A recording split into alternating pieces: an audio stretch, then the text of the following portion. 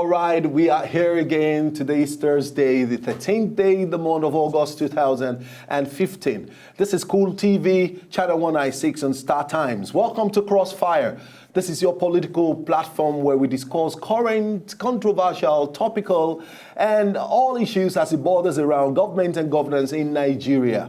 All right, we are not alone in the studio. Myself and Ishioma will definitely be coordinating, and we'll be talking to this gentleman. You don't want to miss this show. Ishioma, good morning. How are you? Fine, thank you. Good morning. And welcome to Crossfire today. All right, we have this gentleman joining us in the studio. We have a whole lot of business to do treating this particular issue on the program today. We'll be looking at the situation in the Nigerian National Petroleum Corporation, NNPC.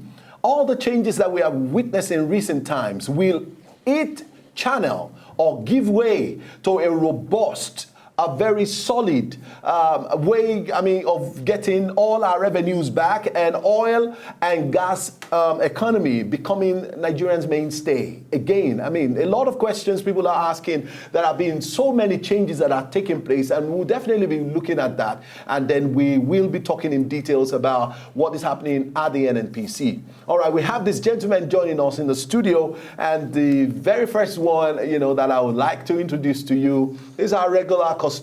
He graces this podium every time when we have great and sensitive national issues to discuss. Let's welcome an entrepreneur, a political analyst, Mr. Gbola Oba. Thank you very much for the opportunity. Opportunity once again. All right, you're welcome, sir. Now, another very gentleman that you guys enjoy a lot whenever he comes on our platform, discussing about, oil and gas sector, the petroleum, industry, and all of that. He's no other person. Somebody who knows his audience very well in this industry. Let's welcome, he's a petroleum engineer. His name is Bala Zakka. Thank you. I was watching you yesterday. Great show you and Martin Onovo had yesterday on one station that I was watching. Very, very informed show. And good to have you on the show today. I have a little observation. Thank you. All right, sir. Why would you be pairing somebody as intellectually midgety about this subject as me with Bala Zakka? Because you know what? When it comes to the oil industry, the energy world, I would rather want to be in pupillage. But that's why this is Crossfire. You will give us the critical angle to some of those policies. You are just wasting the valuable time of the viewers who ordinarily to get good content.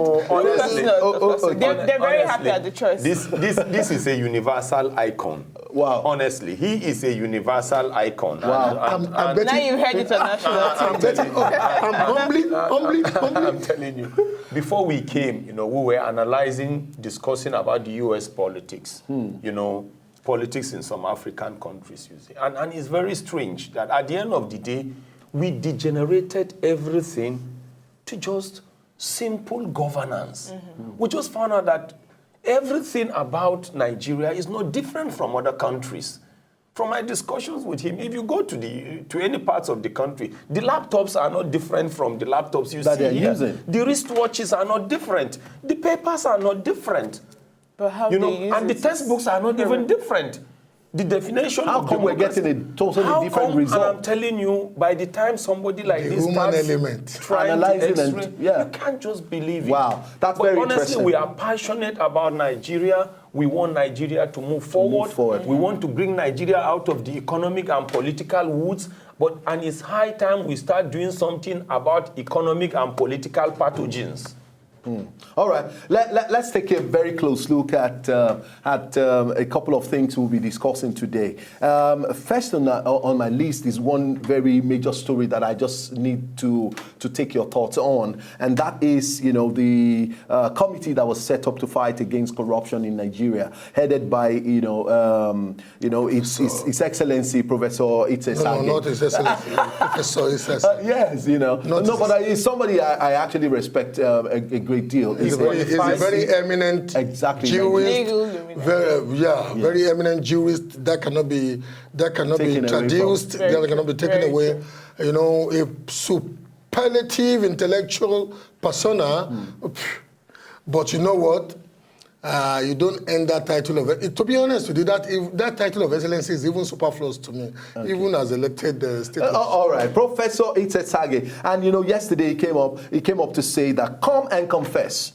Come and confess. And let me quickly take that story. The chairman of the Presidential Advisory Committee Against Corruption, Professor Sage, has urged all those who know their hands are dirty, you know, to come forward and confess, assuring that certain lenient terms can be obtained by doing so. Speaking yesterday on the challenges before the committee, Professor Sage promised that the fight against corruption will not be selective, even as he disclosed that the agenda for the Anti-Corruption Committee is still being worked on, worked out by the federal government. President Muhammadu Buhari recently appointed, Professor Sage to head this particular committee. Now, in the fight against corruption and with the aim of getting back our looted, Commonwealth, what's your thought on this committee and probably their terms of reference in trying to get back all the monies that public office holders have stolen in Nigeria? What's your take? You think this is the right way to go to recover all our looted funds?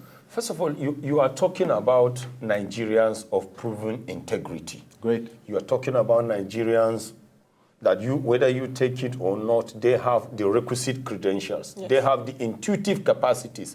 You're talking about people that have nurtured and developed great Nigerians that are doing well across the strata of the universe. Mm-hmm. Those are the kind of people you're talking about. And you're talking about people who have always been in Nigeria and were willing to contribute to the aggregate growth of this country. Wow. So what we are now seeing is we are seeing Nigerians whom, based on background checks, due diligence, they are ready to serve their country. Wow. And from what he is saying now, he is trying to clearly say nobody is perfect. We are not even expecting a perfect government, but we want to be realistic as people.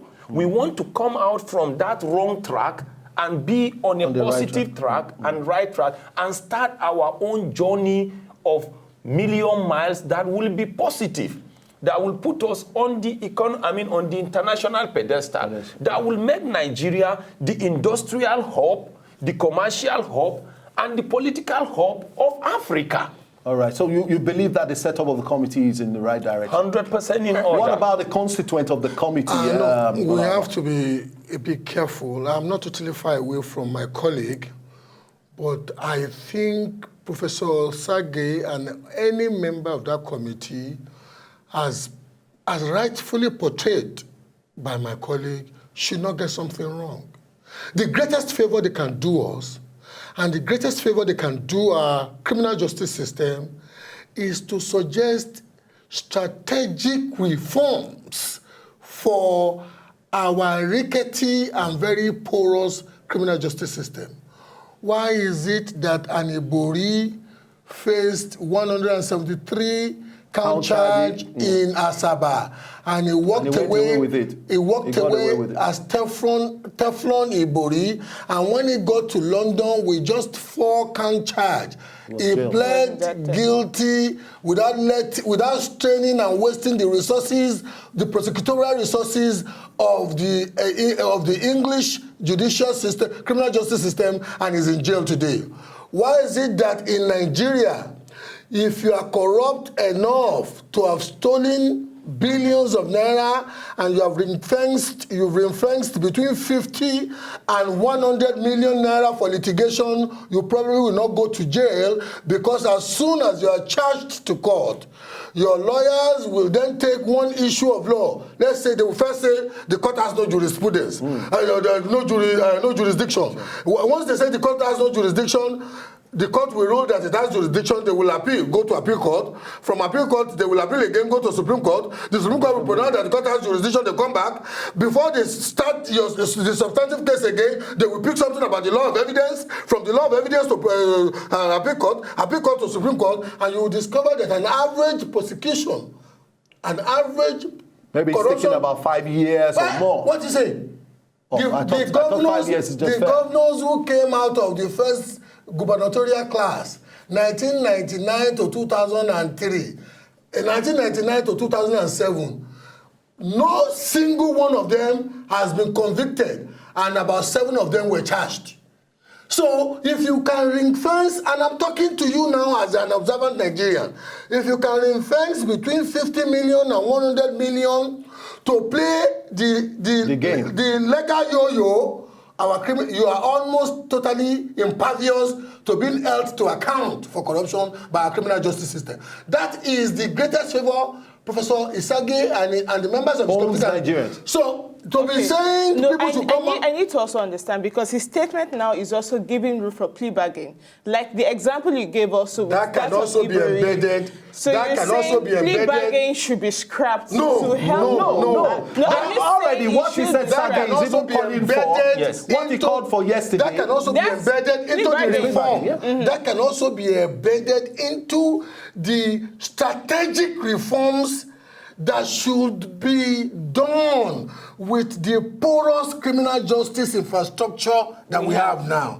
Because, you know, we already have plea bargain. You must remember that. You must remember that Mama Ibru. Yes, she had virtually all the corruption in the banking sector. Everything, almost everything got sorted by plea bargain. I need to understand which is better. I need to understand which is when we are on a set like this, we are also educating our listeners.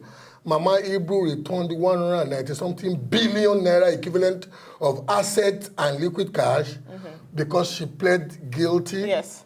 Because of the preponderance of facts. So that's plea bargain. Alain Messia also at a point caved in and accepted this, notwithstanding. Lucky Benedon did the same thing. Benedon. The only disturbing part of the instant plea bargain facility we have now is that in the case of Lucky Benedon, he was accused of having stolen about 20-something billion naira. He returned less than 20 million naira. That is an abuse of the system. I think but we need to understand. Do you think plea bargain is good enough for our criminal justice system, knowing fully well that it's supposed to serve as a deterrent, but it's not. It's rather encouraging people. You can still hide your assets in Nigeria. This is a function of virtually every judicial system in the world. I think if you commit murder, plea bargain has become an incentive to steal rather than a deterrent. I think what my understanding from what my colleague is saying is this: with his vast experiences, the judiciary has some level of technical and moral bankruptcy. Yes.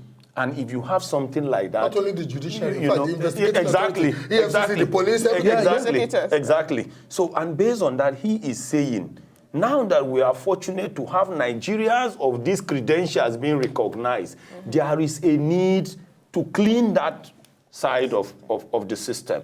And when you do that, then we will have less and less people who are morally bankrupt and suffering from moral insolvency. Now, let me quickly point your attention to something.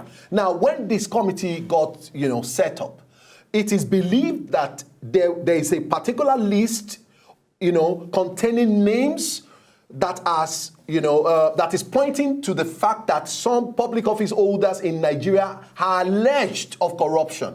And it is believed that they will work on this particular list and invite them or investigate, investigate them. Not that you want to encourage them, come forward, bring up your strong or your weak reasons, let us look at it. Yes. With due respect, to the best of my understanding, where I'm seated now, I don't know if that was inclusive of one of the objectives. In fact, I wanted to say something. But to be honest with you, the terms of reference will naturally, if they go probably by the terms of reference, and they bring in their own knowledge and experience, one way or the other, the dragnet we eventually catch up with. Exactly. But you see, within the context of what you said, Banjo, if that was one of the terms of reference, then it is totally wrong. As we speak, as porous as it may be, we have a criminal justice system which is essentially made up of, one, the investigating authorities, the police, and specialist organizations or entities like the EFCC, ICPC. Apart from those investigating authorities, we have our prosecutorial infrastructure at the level of the state and the level and the federal.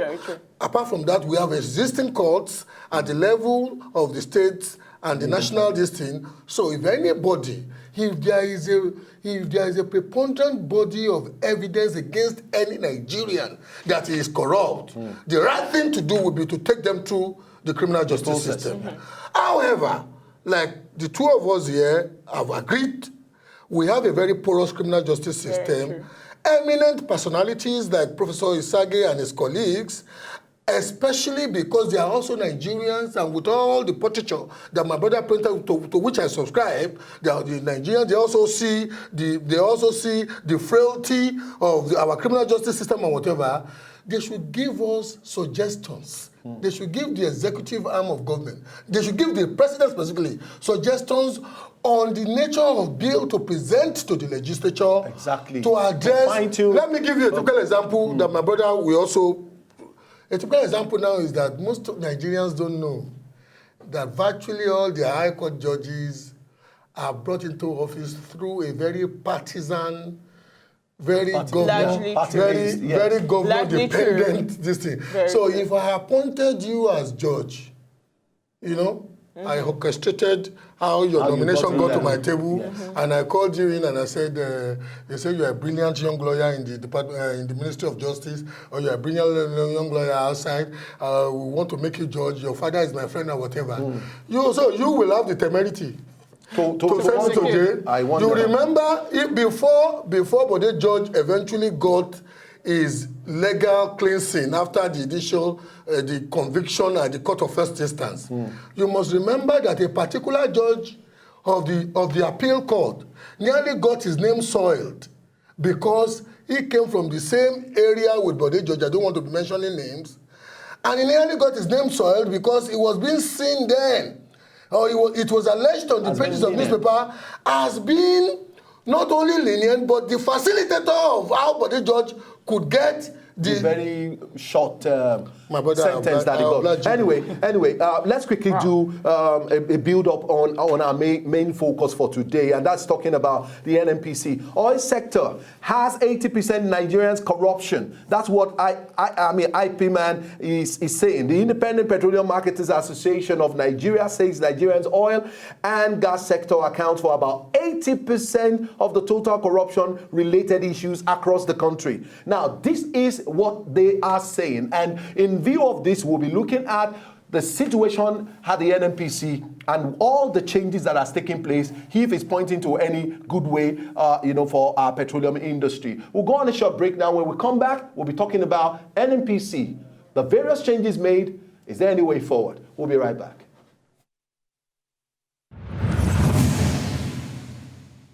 So, did you like what you just saw? I know you did. It's very simple. If you want to see more, just subscribe to our channel right now.